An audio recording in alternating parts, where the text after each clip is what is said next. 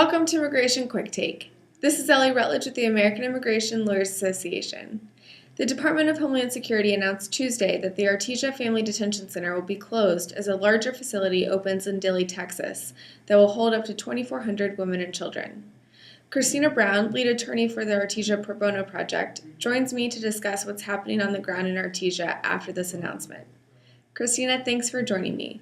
What was the reaction on the ground? I think there is a mixture of excitement and frustration here in Artesia right now.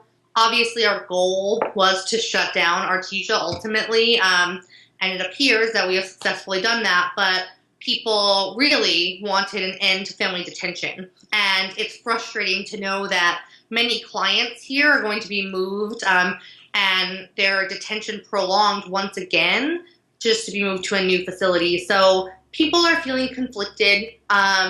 We're trying to focus on the good that the attorneys on the ground have been able to do for the hundreds of people so far who have been able to leave the Artesia facility. And we're going to work very hard to secure the release of the rest of our clients, hopefully, before any transition to Dilley takes place. Thanks, Christina. The announcement from DHS didn't have a lot of details. Have you heard any additional information from local ICE contacts? Dilley is supposed to be up and running and accepting detainees by the 8th of December, and that ICE intends to move the almost 400 people remaining in Artesia to the Dilley facility shortly after that time. Do you know what this announcement will mean for the women and children currently detained in Artesia? I think that what this really means, unfortunately for many people here, is that their detention is going to ultimately be prolonged unnecessarily.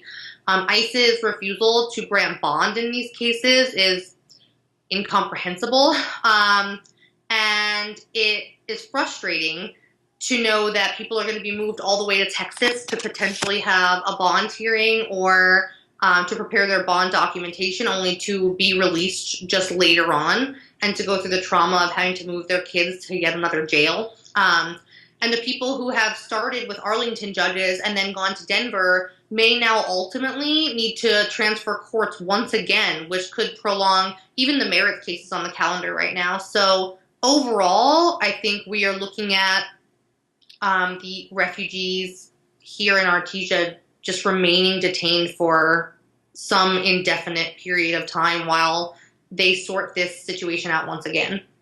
Thanks, Christina, for joining me. For the rest of you, please stay tuned for more updates from the American Immigration Lawyers Association.